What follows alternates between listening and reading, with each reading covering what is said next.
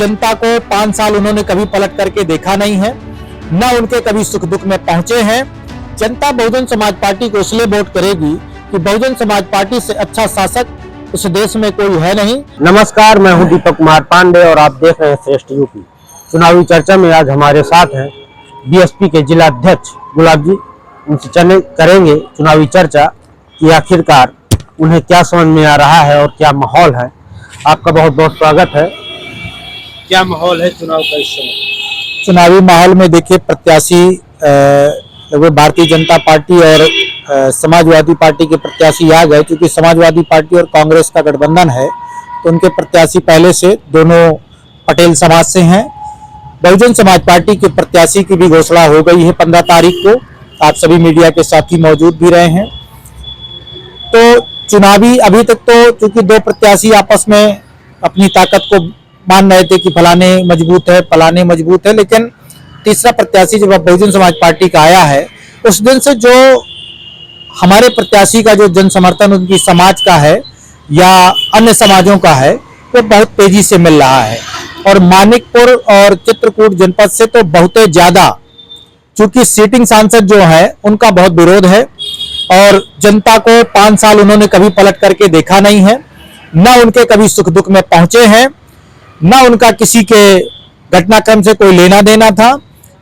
इसलिए उनसे बिल्कुल जनता नाखुश है और वो चाहती है कि कोई नया विकल्प आ जाए जिसमें बहुजन समाज पार्टी का प्रत्याशी युवा है, सरल है और मृदुभाषी है। वो लोगों के बीच में, चूंकि जिला पंचायत सदस्य है तो क्षेत्र में वो लगातार लोगों के बीच रहे हैं। उनके पिताजी पूर्व विधायक हैं, पार्टी से नरैनी से रहे हैं, इसलिए उनका राजनीतिक जो स्टैंड है वो भी अच्छा है और उनको बढ़िया जन समर्थन मिल रहा है। इसलिए यहाँ पर जो सपा और कांग्रेस के गठबंधन के प्रत्याशी हैं उनकी स्थिति बिल्कुल ही खराब है और भारतीय जनता पार्टी के जो सीटिंग सांसद और प्रत्याशी हैं तो उनकी तो आम जनमानस में बिल्कुल भी स्थिति ठीक नहीं है। जनता बीएसपी को वोट क्यों देगी? जनता बहुजन समाज पार्टी को इसलिए वोट करेगी कि बहुजन समाज पार्टी से अच्छा शासक इस देश में कोई है नहीं। और उत्तर प्रदेश में जब जब बहुजन समाज पार्टी सत्ता में रही है, 2007 से 12 में जब बसपा उत्तर प्रदेश में शासन में रही है, तो जो काम आज देश की आजादी से लेकर के आज तक भी नहीं हुआ है, जो काम बहुजन समाज पार्टी ने करके बांदा को दिया है। बहुजन समाज पार्टी के कार्यकाल में medical college Bahujan Samaj party ने बनाने का काम किया जनपद में, और एग्रीकल्चर यूनिवर्सिटी बांदा में बना करके बहुजन समाज पार्टी की सरकार में दिया गया, जिसमें आज तक इन दोनों संस्थाओं का संचालन बिल्कुल ही घटिया तरीके से किया जा रहा है। भारतीय जनता पार्टी के मीटिंगें मेडिकल कॉलेज में की जाती हैं, लेकिन अगर आप घुस करके उस मेडिकल कॉलेज की हालत को देखेंगे तो चारों तरफ वहां पर मेंटेनेंस का अभाव है। चारों तरफ थूक दिया गया, टाइल्सें टूट गई, कांच टूट गई, रेलिंग टूट गई, इतनी गंदगी रहती है कि शायद सड़कें उतनी गंदी नहीं है जितना मेडिकल कॉलेज गंदा कर दिया। एग्रीकल्चर यूनिवर्सिटी है, अगर वो सही रूप से संचालित हो जाती तो हमारे यहाँ का 2 बीघे का किसान भी खुशहाल हो सकता था, क्योंकि किसान अपनी मिट्टी लेता और एग्रीकल्चर कॉलेज में जाता और मिट्टी का परीक्षण कराता। उससे उसको ये पता चलता कि मेरे खेत में कौन सी फसल अच्छी हो सकती है, जिससे 2 पैसा वो किसान कमा सकता था। और यहाँ पर इंजीनियरिंग कॉलेज जो अतर्रा में है वो बना करके बहुजन समाज पार्टी ने दिया। और बांदा की जनपद जितनी भी सड़कें रही हैं उस समय नंबर 1 की सड़कें रही हैं।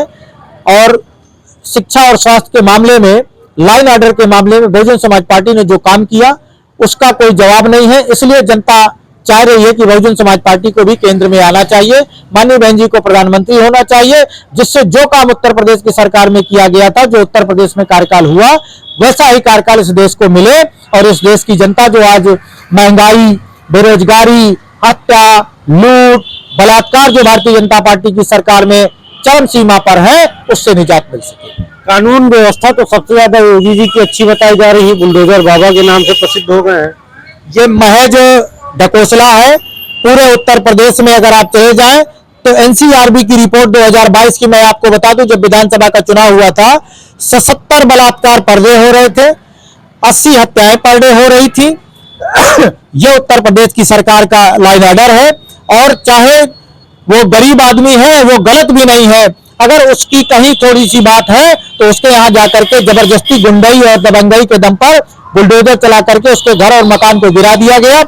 अभी अयोध्या में जो राम मंदिर बना उस रास्ते पर जितने गरीब अपना जीवन यापन कर रहे थे, झोपड़ियां दुकानें छोटी छोटी करके, उनके जो सोशल मीडिया पर वीडियो वायरल हो रहे थे, उससे हमने जो देखा वहां के छोटे छोटे बच्चे रो रहे थे, उनकी माएं रो रही थी, उनकी बेटियां रो रही थी, उनकी दुकानें उनके सामने तोड़ी गई, उनके घर तोड़े गए और वहां के लोग बेचारे मायूस और असहाय होकर के रोते बिलखते और बेचारे रोडों पर जीवन बिताने के लिए मजबूर हैं। यह है भारतीय जनता पार्टी उत्तर प्रदेश सरकार की सरकार।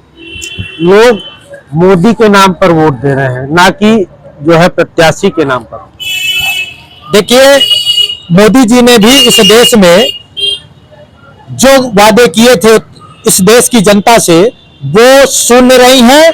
ना तो नौकरियां दे पाए, उन्होंने 2 करोड़ हर साल देने का रोजगार वादा किया था, नौकरियां इस देश में खत्म हो गई।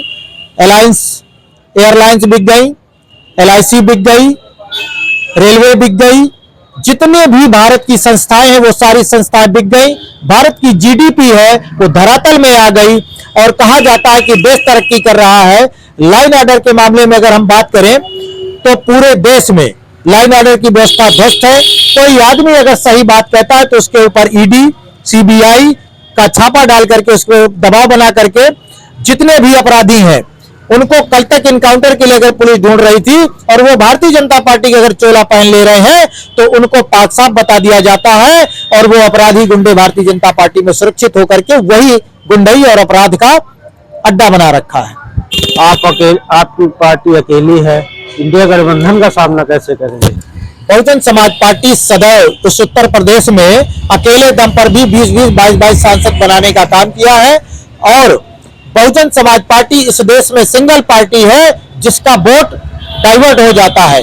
लेकिन कोई भी पार्टी बहुजन समाज पार्टी या किसी भी दल के लिए अपनी पार्टी का वोट डाइवर्ट नहीं करा पाती है। इसलिए बहुजन समाज पार्टी का किसी पार्टी से गठबंधन करने का कोई मतलब हासिल नहीं होता है, क्योंकि हमने 2019 में समाजवादी पार्टी के साथ गठबंधन किया और उनके वोट बैंक का पता नहीं चला कहां चला गया और उनका खुद का प्रत्याशी यहां था फिर भी वो नहीं जिता पाए। और बहुजन समाज पार्टी देखेगा आप, ये चुनाव अकेले लड़ रही है तब भी सभी पार्टियों की नींद हराम है, हम अकेले लड़ रहे हैं। और जहां इंडिया गठबंधन तो वो तो एक झूठा नाम है, क्योंकि केवल 2 दलों का गठबंधन है, समाजवादी पार्टी और कांग्रेस उत्तर प्रदेश में कहीं पर है ही नहीं है। रही समाजवादी पार्टी की बात तो उनका जो बेस वोट कहलाता है, तो बेस वोट उनका जो 7% उत्तर प्रदेश में है उसमें कम से कम 2 से 3% दूसरे दलों में चला जाएगा, बचेगा 4%। तो उसके मध्य कभी समाजवादी पार्टी यहां सांसद बना नहीं पाएगी।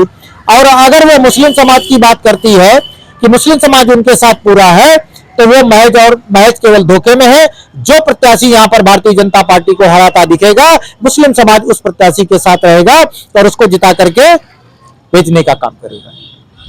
तो ये थे हमारे साथ BSP के जिला अध्यक्ष, जिन्होंने बेबाकी से सारे सवालों का जवाब दिया। अब ये तो परिणाम ही बताएंगे कि किसके सर जो है सेहरा बंधेगा जीत का, ये देखने वाली बात होगी। श्रेष्ठ यूपी के लिए बांदा से दीपक कुमार पांडे। उत्तर प्रदेश की हर खबर से अपडेट रहने के लिए श्रेष्ठ यूपी को करें सब्सक्राइब, बेल आइकन दबाएं और देखते रहें श्रेष्ठ यूपी।